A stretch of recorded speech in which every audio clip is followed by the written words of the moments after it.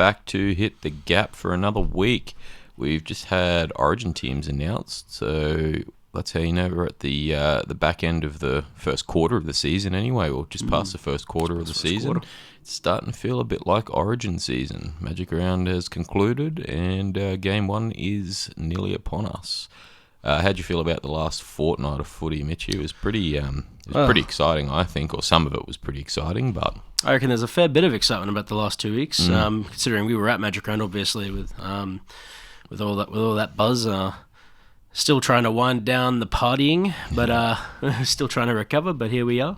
I reckon we've seen probably some of the most athletic and terrific individual performances we've seen in quite some time from the players over this last 2 week periods. Obviously, everyone's chasing the Origin spot. It's no secret. Everyone wants to be in the mix. So we've seen some pretty good stuff, I reckon, over the last 2 weeks. Yeah. It's, I mean, obviously, like we were speaking about last week and then in this one, Origin being upon us is probably tryouts for a lot of people, I think. It really is. It's literally just basically stake your claim. Yeah. You got your few people, incumbents and that, which have had probably not the best form, some of them, which is obviously opened the door for a few others to have a go, but we'll talk about that soon anyway. Injuries too. And injuries, yeah, you're right. We'll have a quick look at the Origin team lists. I think we'll probably maybe next week when I'm down there, we'll do a in-depth episode, but we'll have a look at the team lists and that then. But as you're mentioning, yeah, a lot of wild plays and form the last couple of weeks. Anyway, we'll go back and have a look at round 10. Friday night's game was Knights versus Eels. This one probably going as you'd probably expect it, I'd say.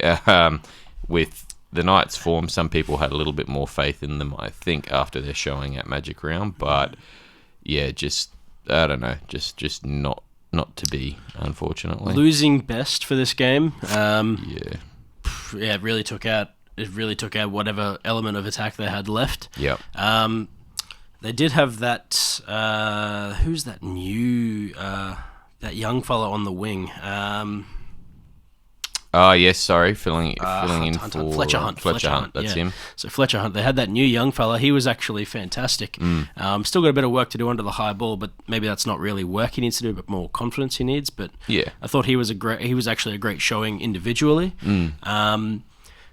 But unfortunately, they really are struggling to tie the bow when it comes to playmaking. And honestly, just getting down the field in general, really. Yeah. I don't know what's really going on with the Knights there. The go forward is not there. The halfback and just in general playmaker mentality is not there.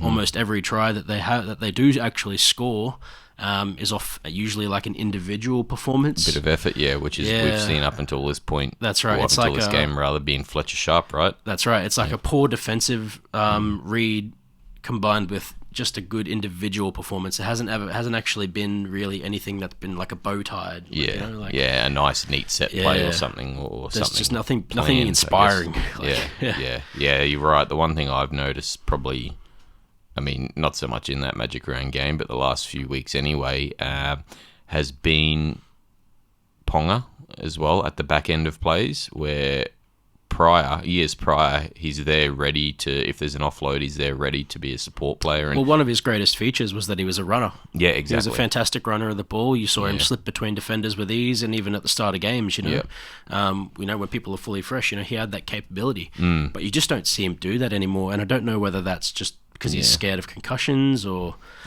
which, look, he's fully entitled to be that way, but unfortunately in this current day and age, fullback...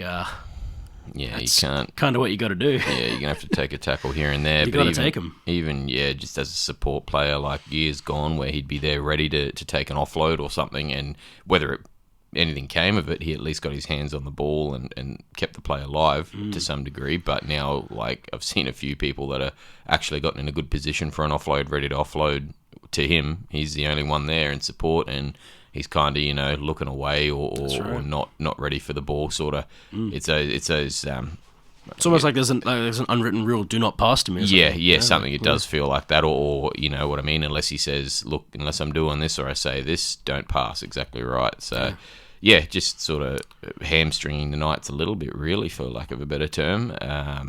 On the contrary, I guess with the Eels for this game, Yeah. we see the return of Lomax, and you couldn't convince me he had a fractured foot.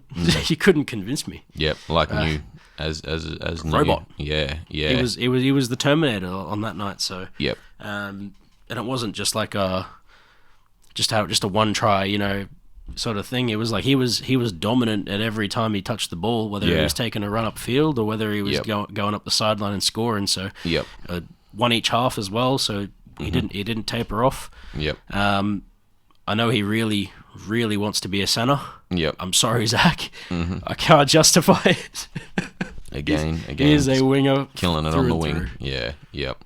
And yeah, again, Moses, now that he's been back for a couple of weeks, you're seeing a lot more of the side benefit from it. A lot of the players before, those couple playmakers and strike players being Iongi and some of the centres there that probably were pretty quiet beforehand have had started to improve. But even the whole side now, you can see there's a lot more free flowing football to them. Yeah, I mean, look at Dylan Brown, right? Yeah, he's exactly so free. Like Pressure's off him finally. With no pressure. He is killing it now. He's doing what he was doing prior. So yeah, exactly right. Eels heading in the right direction.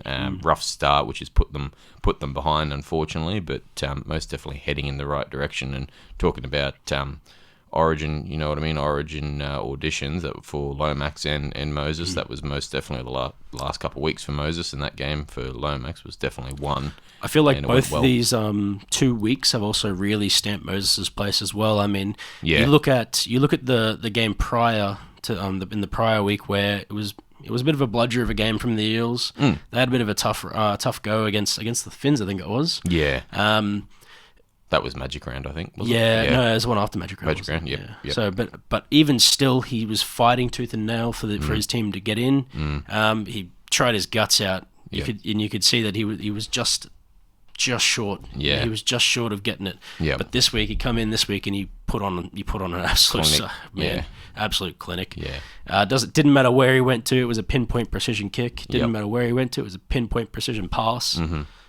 Yeah, he's earned that blue jumper. 100%, man. Friday's second game. So this week we had no Thursday game. I think due to the women's Origin being every fortnight. Yes, that's correct. Yeah, they kill every second Thursday game, which will lead up to Origin. Actually, we'll have game one and then the final game of that one, which we should mention, taken out by the Blues already in game two. It's been a pretty dominant win so far on both games from the women's Origin team, but we might touch on that a bit more in depth when we do the Origin episode, game one episode. But yes, Friday's second game was Bulldogs versus Roosters. Now this one, another miraculous Bulldogs comeback. It looked like it was, I don't know, all Roosters for like 40 to 50 minutes of that game, really, right? Yeah, 50. Yeah, literally 50. Especially, the week before as well against the Raiders, Bulldogs just finding a way in the second half to just stifle the lead and claw it back. This one, albeit a bit closer, only 4 points margin in it, but solid game. Crichton is just dangerous. He's so dangerous, but I think some of the things he does as a player. Man, he's such a leader. Talking about individual efforts, etc. Yeah. He didn't get any tries. He pushed a lot of passes and made a lot of stuff happen. He didn't get any tries, but it's what he does with that team. Yeah. I don't know what it is about second halves with that team with him. I don't know what he's saying, but I want to know for my own team. Yeah. It's almost like a 50-50 or a complete flip from the start of the season where they started strong and had really good defence. Suffered on the finish. Yeah, had real good defence, and that's right, probably slowed down a bit or copped it a bit toward the back end, but now they're almost... It's like the defence is a bit all over the shop at the start while they're possibly working the opposing team out, and then the second half they just come out strong.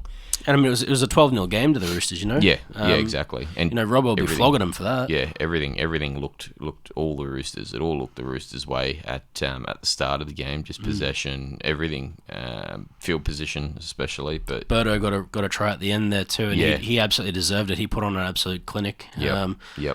I reckon Mark's probably got to go home that night and probably have nightmares. But that I tell you, that he was under that high ball and he just could not get a good win on it. He couldn't get a win on that high ball. Yep, yeah, it was the return finally of the Burton bomb. They talk about the mystery or the surprise of the Burton bomb. So yeah, I mean, Roosters still finding form, or they're still not too bad off, but only just getting pipped. But yeah, that second half it was almost a complete 180 from both teams, unfortunately. The Saturday games we'll have a quick look at now. Dolphins versus the Warriors. This one again was another close one, right up probably until the end there, I think. Warriors, I think, they led for pretty much all game, didn't they? Or most of the game at the very least. It was Dolphins that were tying it up. That's right. Right toward the end there, Farnworth sort of made it a bit more of a contest, but with 3 minutes to go, just couldn't clinch it, unfortunately. Once again, Metcalf, absolutely having a stellar game, killing it. He's found that form from the start of the season where he's a bit wavy. He's just found his feet now, and he knows exactly how to lead the team around and run the ball when he runs the ball, stuff like that. Kicking game's improved. I think for me, the big thing for me in this game was the difference in the men at the front. Yeah, yep. Fisher Harris coming in as well. Or returning rather from injury. Yeah, and he had a really good game up until he got pinned. But average. Yeah. But average. Yeah. But and he deserved that bin. So I'm not too sure if he's been suspended yet. But if he hasn't already been suspended tomorrow, I'd say today or tomorrow. Yeah. He will be suspended. There's no way. Yeah, it was a short return. that was a shocker of a tackle. I don't know what he was thinking, but either way. I think the difference for me in this game was the big boys. There was so much more intent coming out of those big boys. It didn't matter whether you were a front rower or a back rower, or whether you were a center. They were flogging the Finns. And the poor Finns, all their forwards are too busy dropping the ball. So It was a very big mismatch. Premium, yeah, unfortunately, and that's right. I mean, we've spoken about it since the start of the season. The size of the forward pack the Warriors have, but now that it feels like we said with Metcalf finding his feet, it feels like the team's sort of coming together a bit more. Yeah. It's a lot more natural. Feels a lot more natural. Another close win, mind you, by the Warriors. They've been the last few have been pretty close wins. They do love a good grind, though. Yeah, pretty close wins and whatnot as well. But I gotta say, I thoroughly prefer Capewell in the centre. Yeah, he's pretty effective, isn't he? I feel he's just always a better... they've been moving him around. I feel like it's mainly because of injury and suspension. Yeah, definitely. That he's been moved around a fair bit. But I'm thoroughly enjoying him as a centre on that right edge. He's been fantastic. Turning up results as well, especially some of the passes and stuff like that, or with ball control and things. I mean, there's a little bit of... or a couple contentious calls or missed calls in that game, I think, which led to tries or led to plays. There was in pretty much every game this weekend, unfortunately. The ball control on that and the ability to just be there is pretty good for Capewell, most certainly. Warriors getting the win in that one. The second Saturday game, Cowboys versus Sea Eagles up here at Queensland Country Bank Stadium, and what a bludger of a game right up until the end, really. I mean, the scoreline...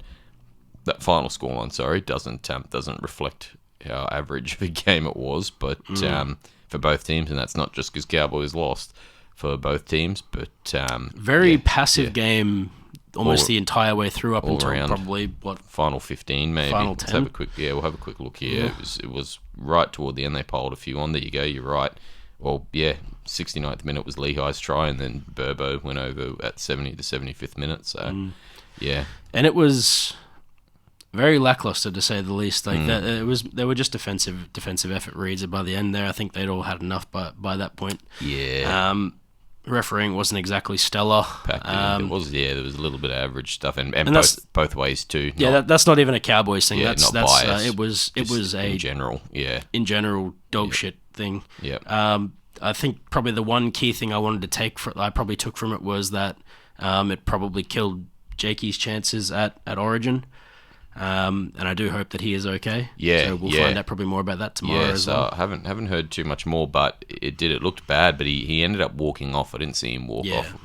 but he ended up walking off instead of getting Medicab. So that's probably the one positive there. But it's just the aftercare. Yeah, you'd have to think they're going to sit him down for a few weeks just to look out for him. Especially after seeing things like, we've all seen things from players like Radley. We've all seen players like Harawira Nada, who is now clear to play again, which is fantastic news.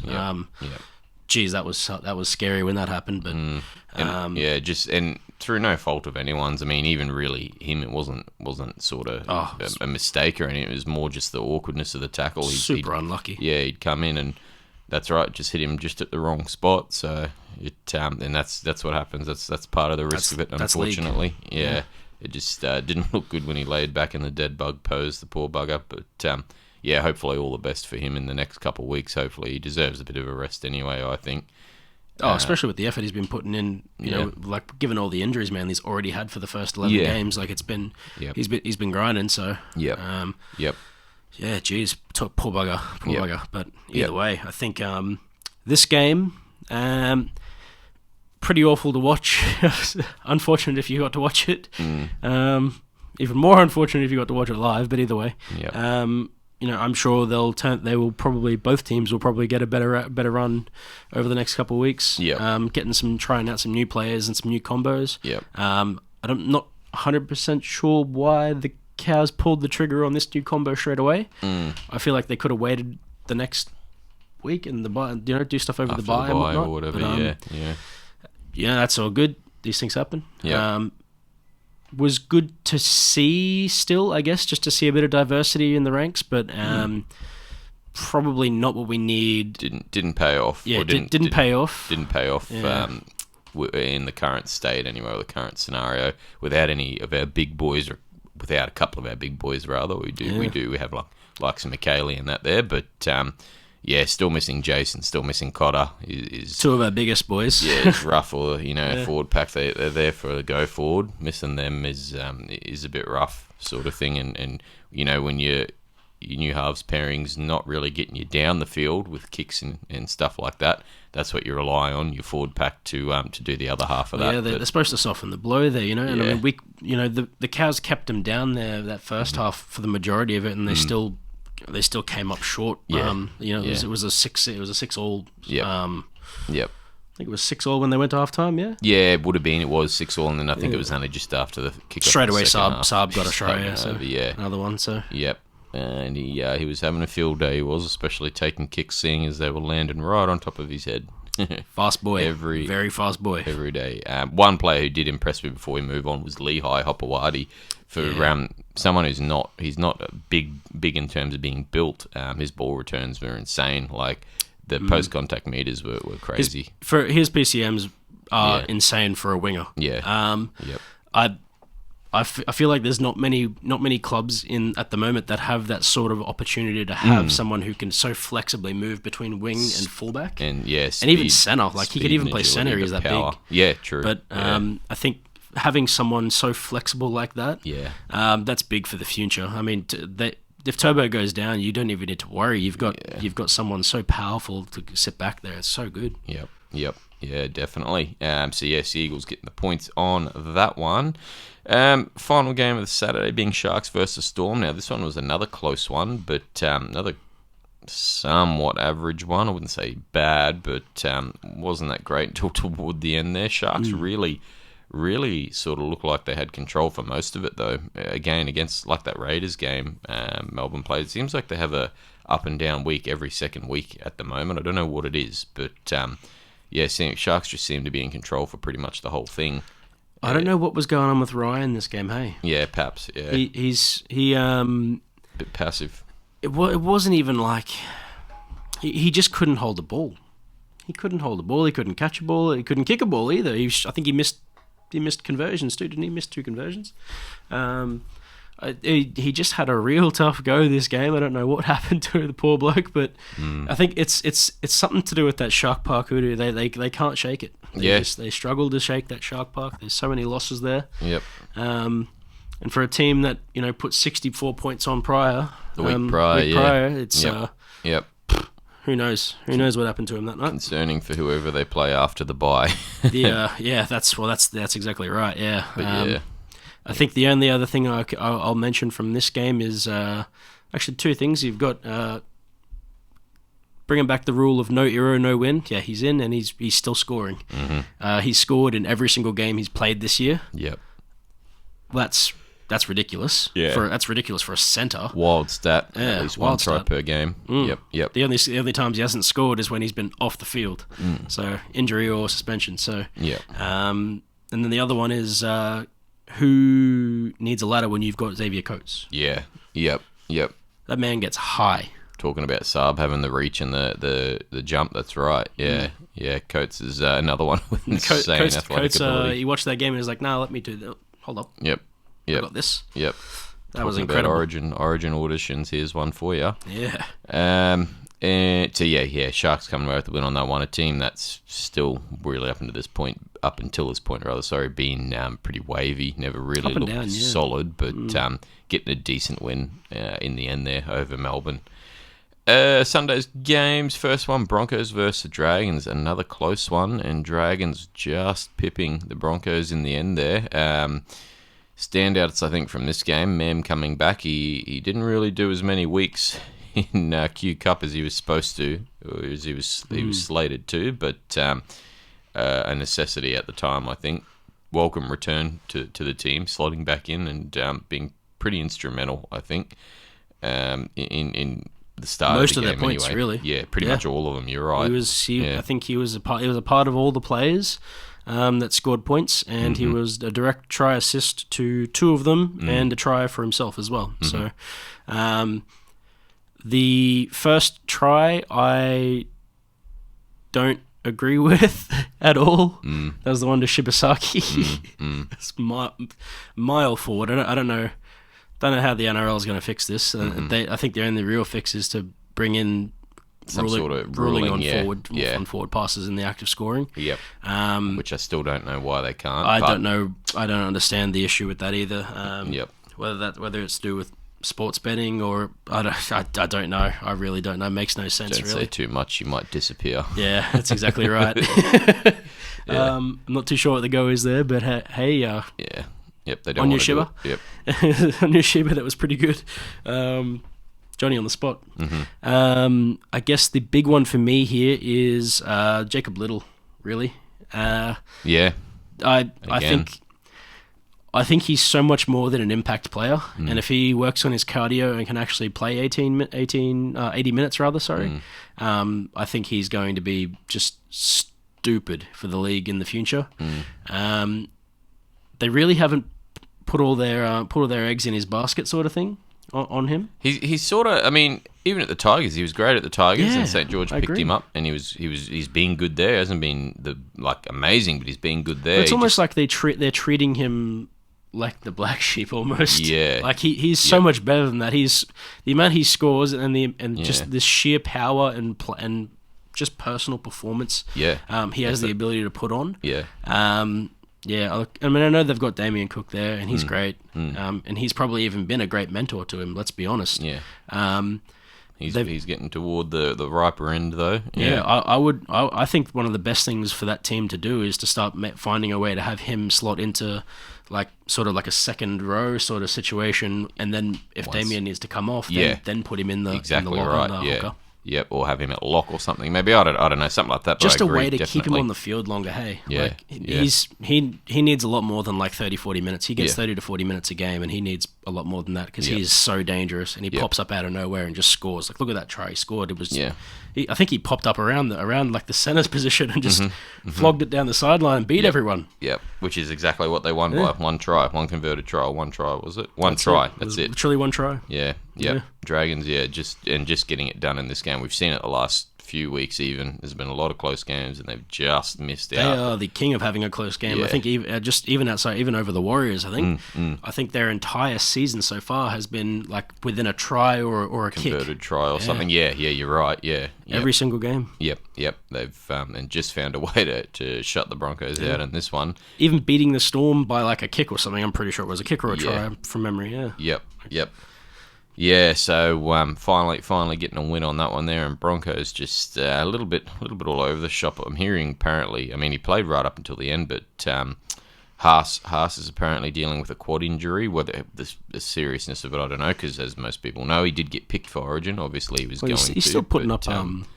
He's still putting up about 200 meters, isn't he? I think Yeah. he still put up. Yeah, put up a exactly. fair bit that Insanity, game, so- and nearly went over for a try right at the end there. He was just pulled up just short of the line. Yeah. Um, Now it was Manly that bought Fogarty, wasn't it? yes, yeah, he's Yeah, gone to. yeah, they're scared watching this game. Yeah. or they're hoping that they've got enough to keep Garrick. Maybe, I don't know. Yeah, yep. Poor Jamal had an absolute bludger at home Yeah. on this one. Yep, and then the next game being the second game, being the Raiders versus Titans. Now this was one where, again, right up until the end, it didn't really. The last game was very similar, and then I know Raiders clawed it back and got a solid win over the Titans. But this one was pretty even for most of it. Titans looked right into it until toward the end there. The Raiders probably last 10. Half time. Was it half time? Yeah, they come out. I think they put a. You're right, just after half They time. put a point. They Three put tries a on every try 5 on minutes, if that. right before half time. Yep, and then right after too. And then as soon as half time came out, it just Yep. nose to the grindstone. Yep. Put them to sleep, boys. Like Yep. it was.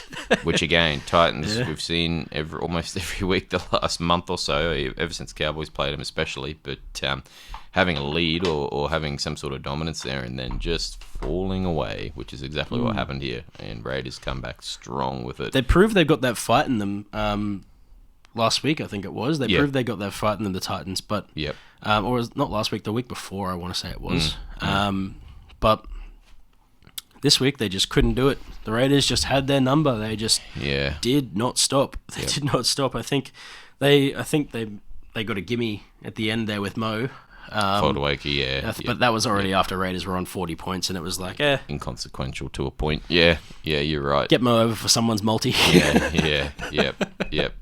Get him into the Origin camp, and it worked. Yep, true. Yeah, and I mean, we saw the return of Foran in this one, late inclusion in that, which I think was instrumental. It was a big part of. It really unlocked JoJo. Yeah, big time. Yeah, it was a big part. A lot of the fellas. I mean, unfortunate Fafita's still not there. Dave Fafita, that is. Where he would benefit. I think he would have been benefiting greatly from having Foran there because they're a great combo. He gets a lot of good ball from Foran. And Well, he shows it on the other side, right? Like, I mean, what he normally does with Dave on the other side, he did with JoJo on the other side, and just absolutely tore it up on that right. Yeah.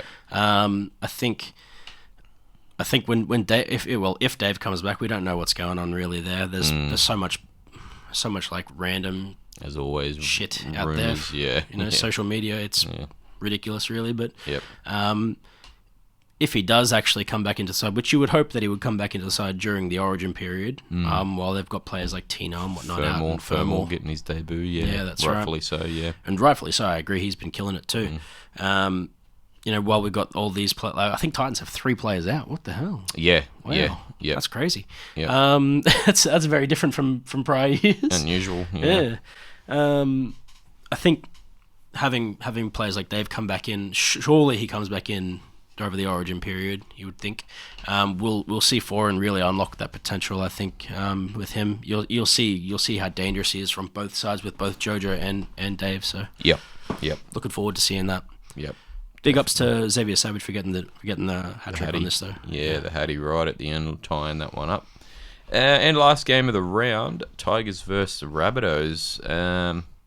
I tipped Tigers in this one. I thought, they'd have enough. I thought they'd have a claw back. Yeah, they'd have enough to. after last week. Yeah. Mind the pun, claw it back. But yeah, Rabbitohs just really. I mean, pretty much all game. It felt like it was all Rabbitohs, right? I didn't get to watch the whole thing, but So I watched most of this game, and it really just felt like no one on the field gave a singular fuck. From the Tigers. Yeah, from Like, what I they just- heard. What I heard in the little bits I did see, it seemed like it was maybe Terrell and possibly Appy against the world. Yeah. And Terrell can only play he can only play a number of minutes, Yeah. and same with Appy. But Yep. Appy was the one running at lines and running through gaps and looking for support. No one was there. I think he probably could have got a hat trick if someone backed him. Yeah. But unfortunately, he even picked up both of the tries. I think He did. So Yep. Jeez, it was a tough go to watch because you're looking for players like Jerome, and Galvin to sort of stand up and sort of like stamp out all the shit you see on social media. And I mean, even Luai himself has a point to prove. He wanted to play Origin, but he really didn't want to take it the last 2 weeks. So it's going to get given to Mitch if you don't. I mean, Cleary's going to get the pick no matter what. But you still got to fight for that spot if you want it. Yeah. It makes sense to put you there with Cleary. But if you're not going to play for it at club level, then they're not going to pick you, bro. Like, you got to fight. Yeah, it was just odd. Like you said, it was almost like maybe like no one really gave a fuck. It was an odd showing from them. From what I'd heard, odd showing from them from what we've seen the last couple of weeks, or pretty much all season so far. On the other hand, Rabbitohs now starting to get some troops back, or closer to a full strength side, or the side they started with at the start of the season. Now AJ is definitely still hurt. Yeah, right. He looked awful that game. He still picked up a try, but he did not look 100%. Yep. So I'm not too sure what the go is there. Maybe he's come back. Maybe it's a bit too early. But one thing this game did showcase is that Wayne is well and truly conditioning his big boys to not just be a number on the field. Yep. I think be involved. Seeing Havili, Aiken, and Jairo going over is like, that's pretty sick. Yep. He's making sure he's big boy, but that also does kind of showcase how the Tigers felt about the game, right? Because like, far out. Yep. How do you send 3 big boys over like that? Yeah. Like, seriously, man. It's been pretty handy as well having Tass and Graham move back into the centres now that Aiken can sit in the second row, because that's where he shines. And even just talking from a fantasy perspective, he's a pretty hot commodity, or someone people chase. But it's no secret that Campbell Graham is still also carrying injury as well. But he's showcasing really just how powerful of a centre he really is. Yeah. And it's probably lucky for a lot of other teams that he's not at full capacity. Yeah. So just how he can affect a game, sort of thing. 100%. Right? Yep. So Thursday's game, we'll jump onto round 12. We'll have a quick look up before we talk about Origin. But Thursday's game, we're looking at Bulldogs versus the Dolphins. It's at a core down south. This one, I would think, would be shaping up to be a pretty decent game, but I don't know, just from what I've seen, you know what I mean? Even if Dogs do start slow and Dolphins get a decent lead on them, I don't know whether they're going to be able to hold that lead. Dogs have just been coming back too strong, really. No hammer. Yeah, and true. Talking about that with Origin selections, and that teams will start losing their players this week, so they'll miss round 12. Being the major bye round 2, obviously there's only a handful of games, so some teams are pretty fortunate, but the ones that are playing that lose their players are sort of having to go up against it. I think Bulldogs really only lose Max King, is that right? Max King, they will also lose Kurt Mann. Man, you're right, yep. So he'll stay, if he's 18th man, he'll stay in the side, whereas everyone else sort of pushes out. Whereas Dolphins, you're losing Hemiso, and also let's have a quick look. No point doing that because team lists haven't been named. Kulakefu, Finafuaki. Yeah, Finafuaki, which I would think he'll probably end up coming back because he's 19th, isn't he? 19th. He's 20th, yeah. 20th. So he'll probably come back. Be there around the squad, but just in case, if there isn't any injury, which we hope not, then he should free up to come back and play for him. But yeah, I just think it's going to lose. They're going to lose a bit of their strike. I mean, Isaiah Katoa's been amazing this season so far, but just don't know whether it's going to be enough. I mean, they don't really I'm not really too sure on what the system is like for fullback side of things. Yeah. Does Nick Arima just go back to fullback? Maybe. Possibly. Yeah. That or young. Why am I not remembering his name? Filled in last year and did really, really well. It's evading me, but yeah, you know who I'm talking about. Starts with a T. Trey, is it Trey? Trey Fuller. Trey Fuller, yeah. Yeah. Whether he ends up getting his call up and getting a go, which I think he should. Did amazing last year. So, but yeah, I don't know whether they're going to have enough strike. Oh, actually, they lose Crichton as well. Dogs lose Crichton too. Stephen Crichton, that's right. Yep, King Crichton. Yep, you're right. That's it. Because how long is Curran and Satili out for? Still another week, right? Satili either comes back this week or he misses. No, other way around. Curran either comes back this week or he misses one more, and then Satili's still a few more because Satili had a handful of charges. Satili's got a bit of a wandering arm. Yeah. Which I mean, I think you'll probably still see Bailey Hayward come back into the halves with Yeah. Sexton there. So not going to be a major... Sorry, push out to the centre possibly. Center, yeah. I don't know. I was thinking of Burton leaving. He'll push out to the centre there possibly. Otherwise, I don't know. I don't know what They're going to be strapped for forwards big time. Yeah, They're going to be strapped for forwards. So, Dolphins are going to be looking to push in through that center for sure. Mm-hmm. They're going to be looking to make punches in the middle. They've still got Stone. They've still got Kerr. They've still got Nichols. Yep. They will be dangerous in the center for sure. Mm-hmm.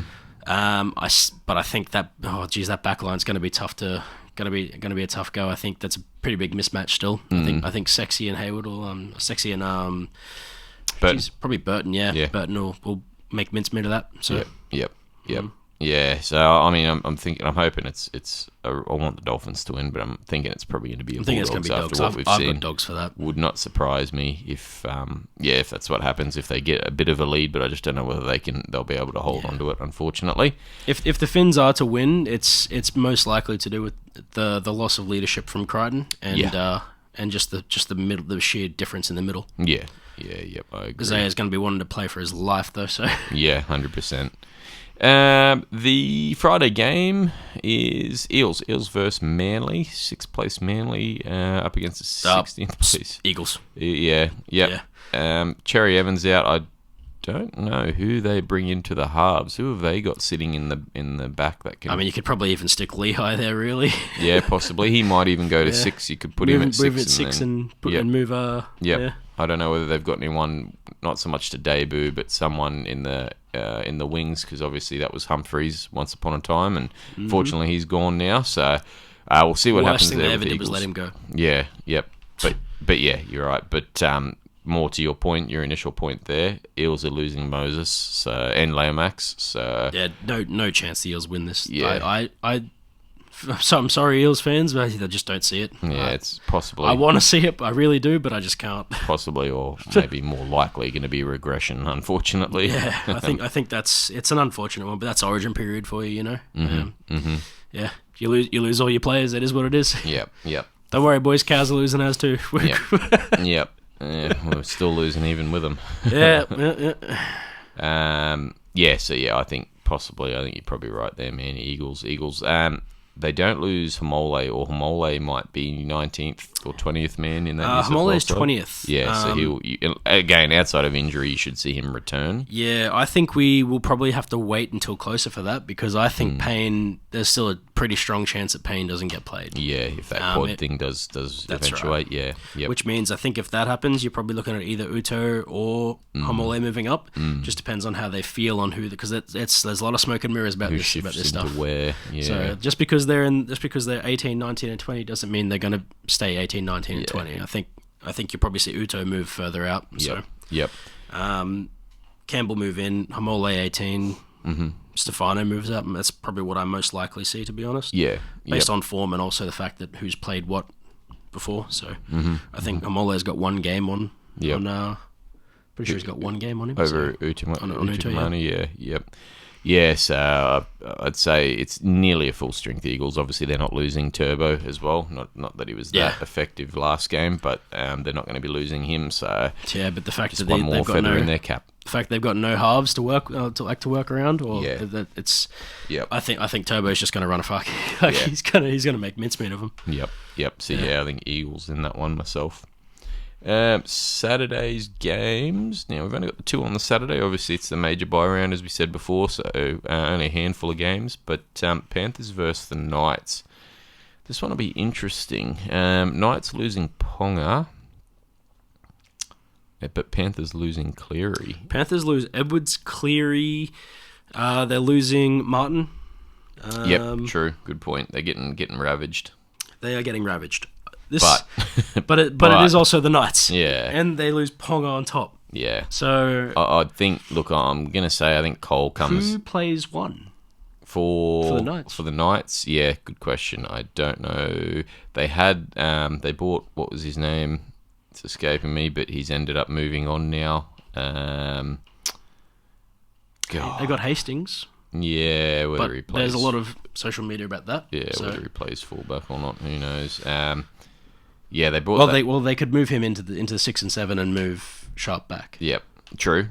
Yeah, that's actually, I didn't think of that. You're probably right. I reckon you might be on the money there. Sharp possibly pushes to fullback, and then they bring Cogger and Hastings into the halves. Hastings in the halves, yeah.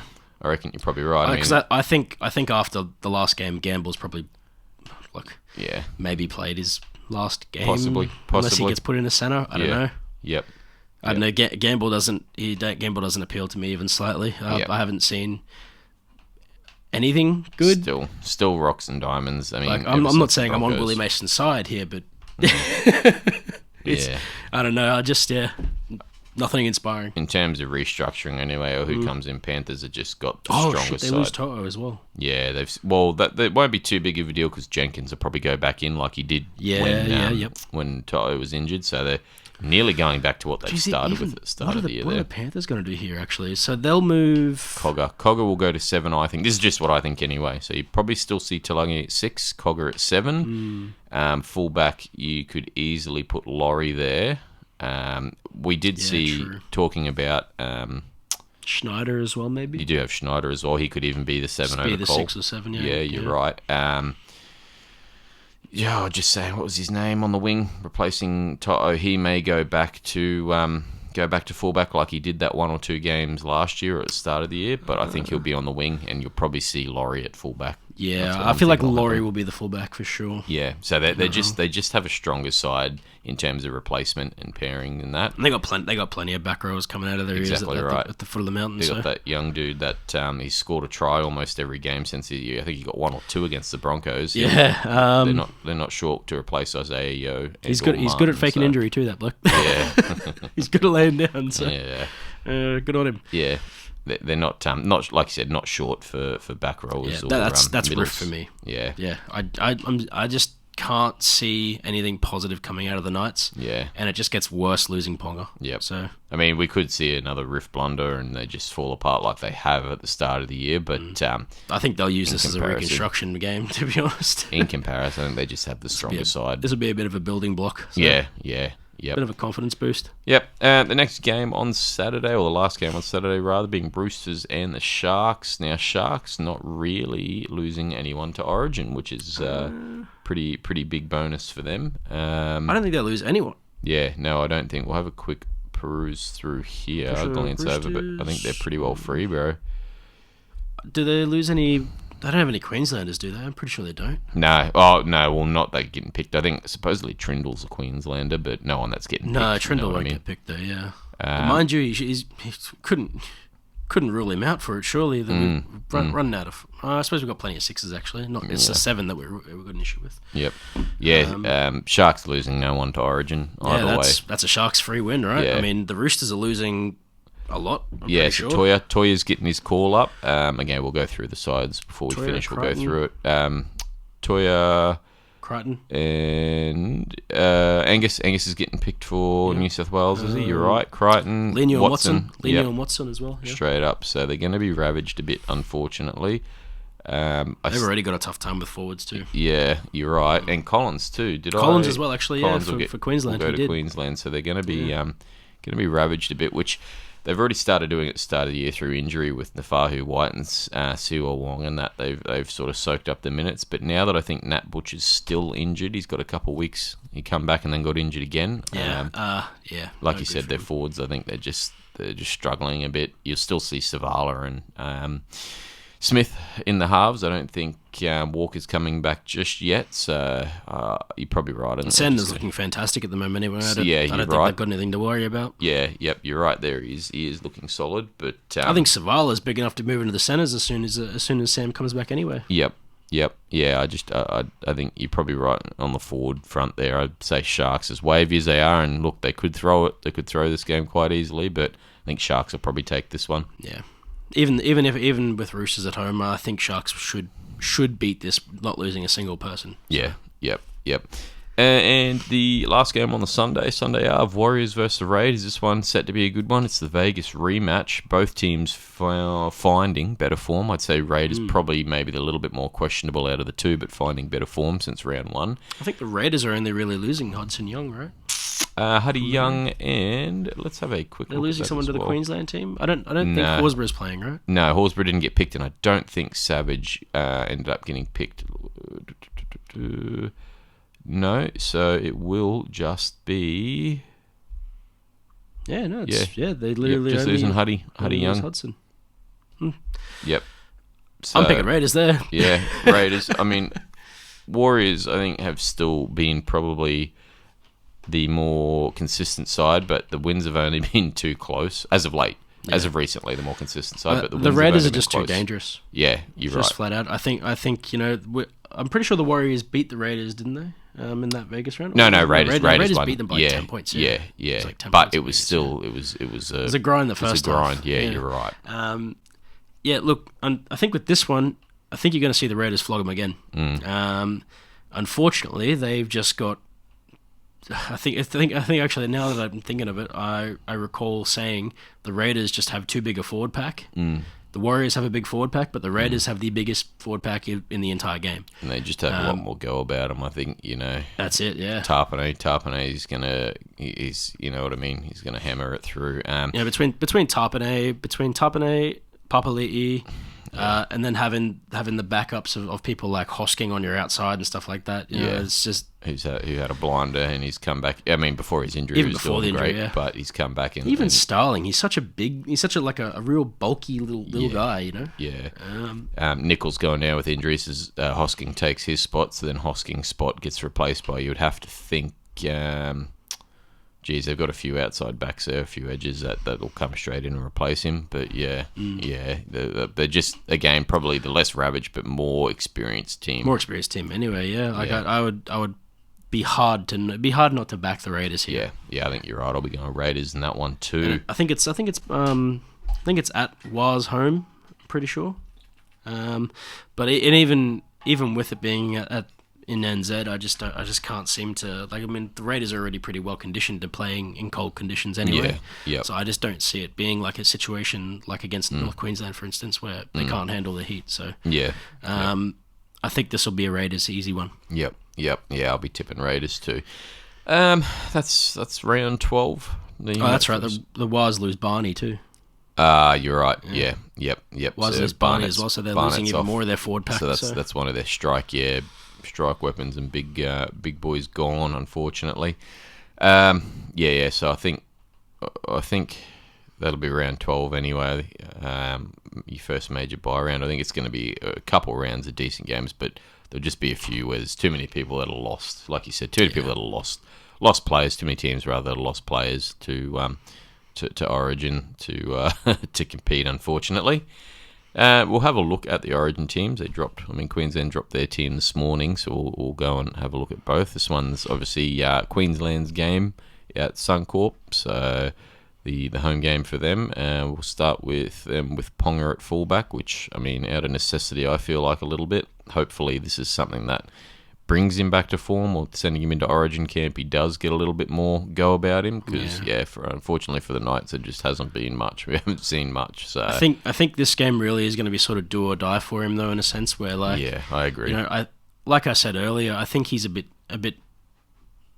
like, maybe not scared. Maybe scared is the wrong word, but skittish a bit. cautious, I don't know. Yeah, cautious to take runs. Yeah. Unfortunately, as a fullback, like we said, you have to take runs. Yeah. And in Origin, if you're taking runs, you're going to get hit. Yeah. You're going to get hit. They're going to hit you hard, and you best believe that they're going to look to do the same sort of stuff they do to Walsh. Yeah, exactly. They're going to want to flatten him. Yep. So he's really just got to be prepared for that. So they're definitely going to target him, like you said. Hopefully, though, it just, I don't know, puts a bit of fire up him and gets him going again. I don't know. We don't really have many options, so. I mean, the only other option really is to just move the chain down. You know, hammer to fullback and someone else into the centers, really. But I feel like that's still probably not the best play. I kind of prefer Hammer as a center. I think not really he's fixing the problem. It just fixes it. Puts someone else. Yeah. It's a band-aid over one thing and then a hole in the other thing, you know. You're right. Yeah, yep. So hopefully we see a bit of a return to form for Ponga for sure. We know how he can be. I mean, didn't really get much of a go last year through injury and that, but hopefully he comes back and starts strong, stakes a claim for that spot back over Walsh anyway. And on the wing, you've got Xavier Coates, which pretty stoked about that. You'd have to say he's the one shoe-in that you'd have there. He's just so big. He's so tall, and he's so athletic. Yeah, 100%. There's just not really much of a better. There's really no better of a choice for a winger. You'd take him on either team if you could. Yeah, So. yeah, 100%. And then Toya, his centre inside him, Robert Toya making his debut. Now this one I think is probably a little bit more strategic. He's been pretty well, but he also did quite well shutting Latrell down when the Roosters played the Rabbitohs. I think return. he as a defensive player is impeccable. Yeah. For a bloke who's played so few NRL games in general, he's something special for the future. The Roosters really have a good knack of picking this sort of player up too. You're right. So, Yep.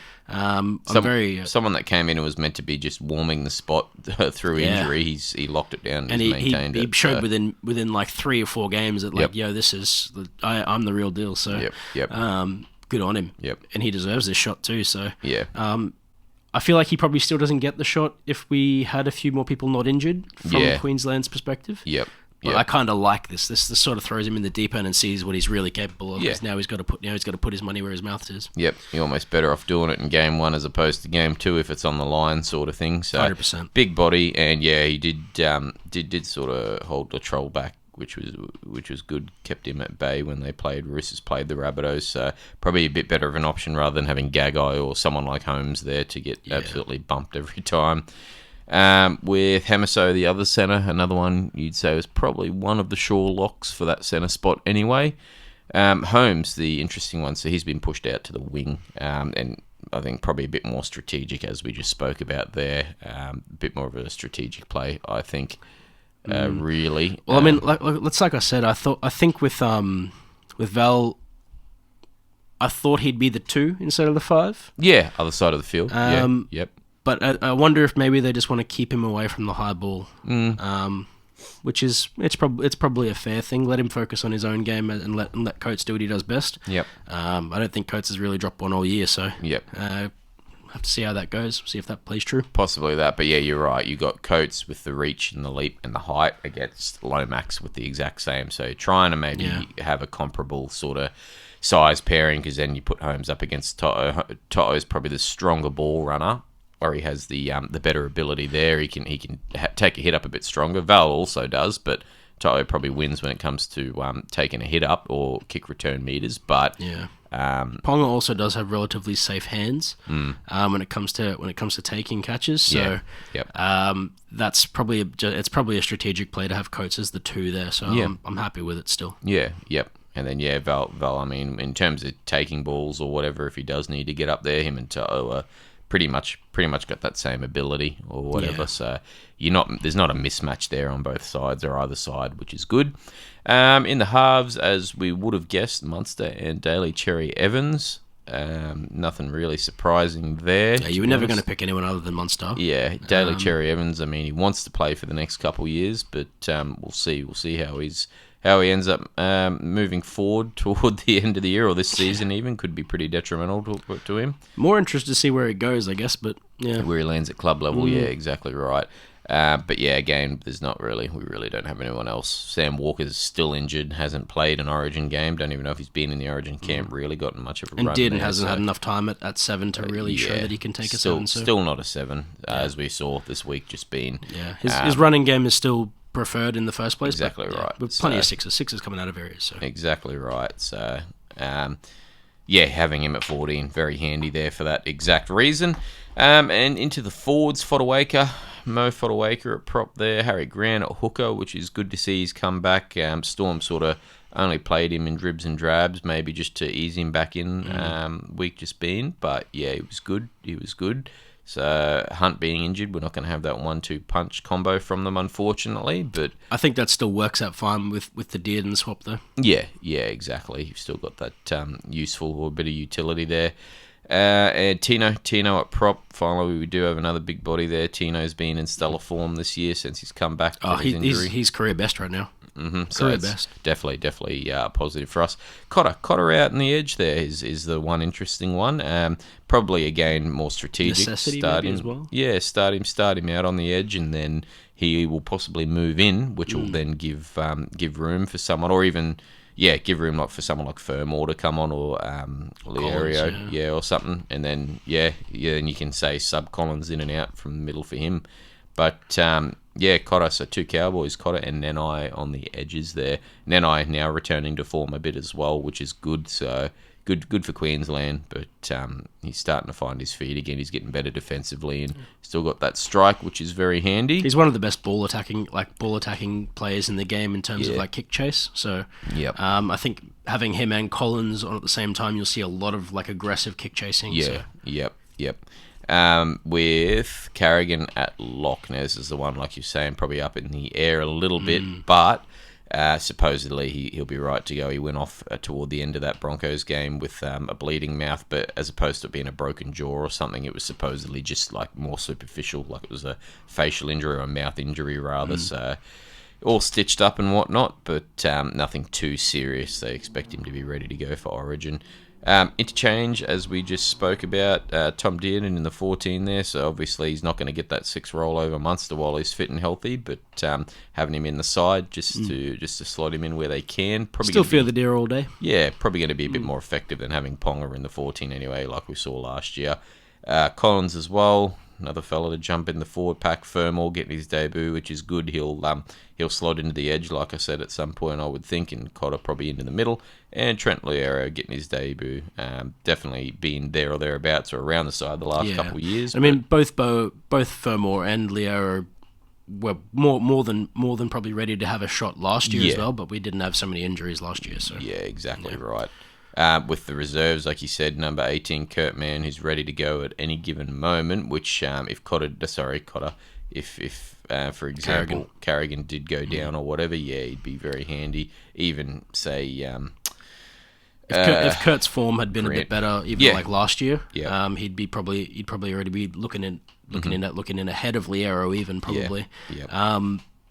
But this year he's been so outstanding, you can't not pick him. So if an injury even happens, that he can come on, he's going to come on and it's going to be good. So and get him in around the side, so he's around it now anyway, just in case something does happen before game 2, 100%. He can just slot straight in.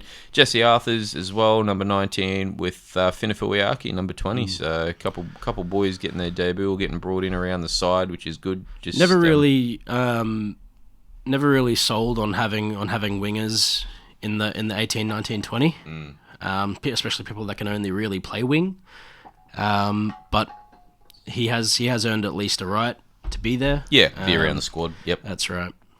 Yeah, moving forward as well, say there is an injury to Coates or Holmes, I mean, touch wood, but something like that. At least you've, that's right, you've got someone who can slot straight in. Look at the New South Wales side as well. Fullback Dylan Edwards, which is probably the somewhat surprising one. He's retaining his incumbency on the spot there, you would have to say, out of the two from both given the other sizes. options that were available, Teddy's probably career best right now. He's returned to career best form or something, you know what I mean? Like he definitely made a claim for his jersey 100%. Back, you could even argue that Ryan Pappenhausen would have been in for it as well. Yeah. Overall, he's probably just pipped Edwards, I would say, same sample size in terms 100%. Of form. Yeah. Yep. I think this is probably a bit more of just a safety pick and stick kind of thing. Yeah. Yep. Keep the side similar to what it had been last year anyway. Pretty close to that same winning formula. Working with Cleary, so yeah. Yep. Getting his shot, and I mean, not to say if he does have an average one that one of the others won't get an opportunity in game 2, but we'll see. Hopefully, again like Ponga, hopefully it'll see Edwards relish and have a good game, return to a bit of form. Toto on the wing with Crichton. No shocker there. Probably one of the best middle running wingers. Yeah, yep. Like return meters, like PCMs, tackle busts. Yeah. You won't find another winger with more tackle busts than that bloke. Especially for the size, exactly right. Then Crichton is old teammate and man on the inside. Strong pairing there on that edge. Very. Quite terrifying. Yeah, it'd be quite scary, especially in an Origin game. Latrell, the other centre, no surprise there. there's probably not really too many others you would put there at the moment. Possibly, and equally terrifying. I mean, Yeah. I've made my opinion known on that for a long time. That he's, in my opinion, one of the best centers in the game. yeah, yep, They play him in other spots. That's I'm not a coach. Good on him. But yeah, that dude is a beast of a center. He's unreal at center. yep, yeah. And with Zach Lomax on his outside, so again another dangerous edge. So dangerous. Very, very strong there in terms of ball playing ability, but speed, leap, reach, and power. The halves, so they finally came to a conclusion on their pairing, Mitch Moses and Cleary. So a bit like a couple of years ago, I think they had that pairing, but yeah, we'll see how that goes. Both probably. I mean, Moses probably just Pippin, Luai, sorry, in terms of form. Yeah, 100%. Should be pretty strong, you would think. Hopefully they pair well. Onto the forwards, Mitch Barnett being absolutely stellar for the Warriors, so no surprise that he's getting picked there. Another big body, our boy Reece Robson at hooker there. Looks like they're as well going to go with the 80-minute hooker, and who else better to do it than Robson? Cookie's sort of past it, he's past his prime there. And besides that, Watson's playing way better than him at the moment. Yeah, exactly right. So whether Watson comes on and does give Robson a bit of a spell, or Watson's going to be there for the middle. I think it'll be used as an impact change for sure. Yeah, who knows? So yeah, Robson definitely the ability to play that 80 minutes if they need him to, out of necessity, but probably one of the stronger hookers from that New South Wales selection anyway. Either that or he interchanges with second row, so Liam Martin or Crichton. Yeah, exactly. Haas, the one that we said is 50-50 for it, whether it is a bit of smoke and mirrors or not, who knows, but you're not picking Haas unless he's definitely injured. You can't not have him. He's just best forward, if not one of, but probably the best forward in the game at the moment. One of the only blokes left who can still do that 300-meter game if you need him to. Yep, exactly right. As a forward, then that's ridiculous. Exactly right. Just ridiculous. Yep, Liam Martin again, no surprises there. Absolute monster last year in the edge spot there, especially in Origin. Crichton returning as well, and Isaiah Yeo in lock. So yeah, pretty. You wouldn't expect much different from that side. I mean, they went so well last year and they were so damaging. Yeah, you would have to think that. I think the only real weakness they've got is the fact that Haas may be injured and Yeo is probably a bit out of form, in my opinion, compared to some of the rest of the people. Yeah, yep. I think Max King would have been a better option, but he's still interchangeable, so it doesn't really matter. They've got the pick of the litter, really. Yeah. Realistically, I think looking at these two teams, Queensland's probably got the better forward pack right now. Yeah. Assuming that Haas is injured. Yep. That's the back line for me that's just so mismatched. Yep. I think it's going to be really tough. Yeah. A really tough game for Queensland here. So yeah, exactly. Right. I'm obviously going to have Queensland picked. Bias. For sure. Biased, 100%. You're not a Queenslander. But if this is a Blues flogging, you can put it down to that back line. I guarantee it, because that back line is just outrageous. Yep. It's something money couldn't buy. Yeah, 100%. Quite frankly. Yep. And we'll have a quick look at their interchange. Obviously, like we said, Watson being strong contender there. I mean, if they had no one else, you'd probably put Watson in that hooker spot anyway, with how he's been at the start of the year. Even second row. Yeah, exactly right, or even on the edge. With Lenu, again, another one they need that aggression, being pretty good so far at the start of the year, so he'll be very handy for them. Hudson Young, again, being an absolute monumental form for the Raiders. I think he just a menace. He set some records or equaled some records, and he's near had a try a game as well. Talking about Kailero, I mean, Hudson's nearly had a try a game so far. He's getting close. Insane impact. He'll be an insane impact player, as well as Max King, the last person on the bench there, which was raised a few questions for a few people. Why would he get picked over, a couple others, possibly Terrell May being one? But you'd have to think Daly's seen something in King that is liked over the other couple. I think realistically, I feel like he might have raised questions, but I feel like people are probably looking at it from the point of view of a club level side things. Like a lot of people are not that fond of the Bulldogs, outside of Crichton. Maybe I think he's a pretty popular guy, but I think the Bulldogs overall aren't really generally that looked at. With the monocle, First year in the last little while that overall you could glaze over the whole side and say, yep, Origin worthy. But this year, I mean, I think Max King has been probably one of the most outstanding forward players that that's been on show. I think he's been one of the most outstanding big boys Definitely out of most all teams. consistent, at least, anyway, for sure. 100%. Yep. Like even the amount of points he's scoring as a big boy is like Jesus, Jesus, putting Mark Nichols to shame from after last year. Yeah, so Daly's obviously seen something he's liked in him and stayed firm with him there, as opposed to keeping here, say, the likes of Terrell May or Saifidi was the other one, supposedly, who was going to get the call-up, but I think he ended up injuring his calf again, put him out. Whether he was going to get picked, who knows? I mean, you'll never know now, but Max King winning that last spot. Reserves, Campbell Graham, 18th man, so another handy one to have there. Now, he'll stay with the squad.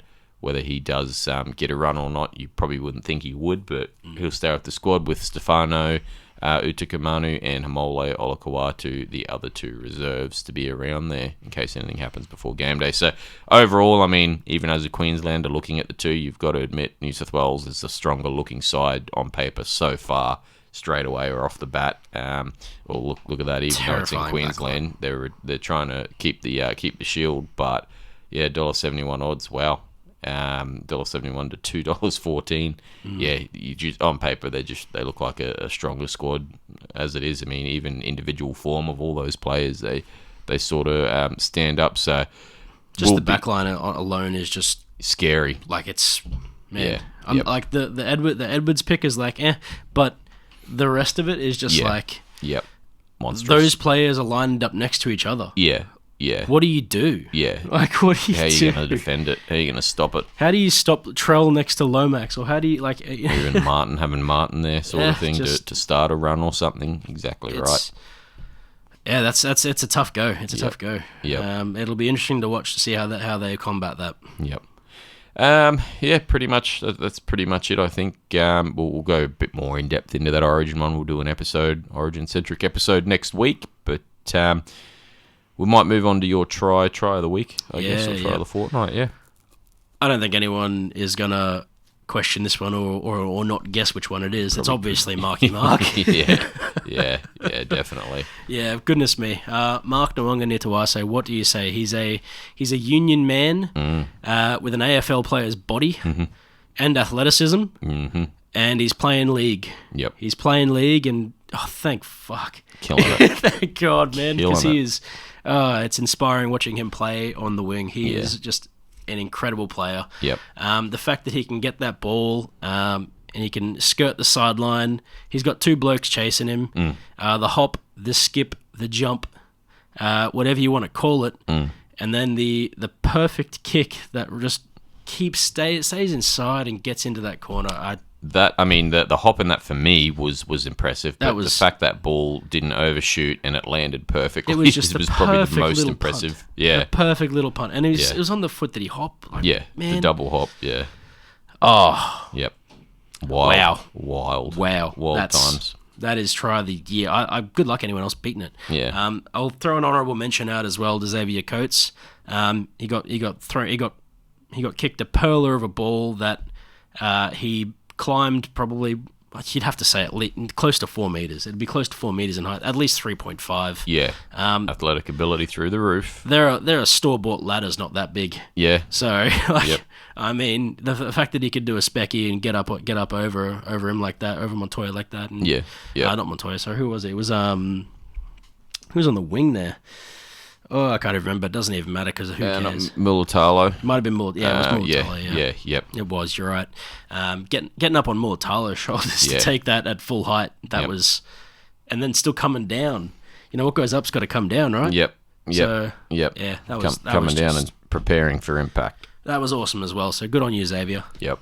Very nice. With that, we'll have a look at this week's fantasy buy, or this episode's rather fantasy buy of the week. Now, we've historically so far gone for cheapies, cash cows that are making money and doing well, but this week we're going to go for someone who started well. He's been consistent over the last couple of years, but started well and through injury sat down for a bit, but returned strong, and now he's locking down the spot through injury. Zach Hosking. Now, for the price, the updates just come through this week because he got a 52, so he's made 7K last week, but he's he's a grand under 600K at the moment. Probably not going to get him much cheaper, especially through the Origin period. So 599k. Now, he is someone who you're looking at, 52 points, but yeah, I don't think he's scored. He's had one average score, which was under 30, and that was against the Titans earlier in the year, which only 41 minutes played. So every other game, it's been 62, 53, 48, 38, 58, and 52. You got somebody who's going to average around 44, 45 plus. But someone hitting form. So I think definitely a good buy, especially this week being that major buy round. Raiders do play, and I think they might even play the next one or one of the minor buy rounds. So definitely someone handy to have. But Zach Hosking definitely worth a look. That's probably it, I think, for this week's episode. Again, said it about 3 or 4 times. I'll say it another one, but we'll do an Origin episode, and we'll delve in depth into each player's form and what's happening once we're down there. So get something exciting happening there. But I think that's probably about it for now. Anything more from you for this week, or looking forward to Origin. Yeah, Origin season is every year, right? Lit already. Yep, my friends. Yep.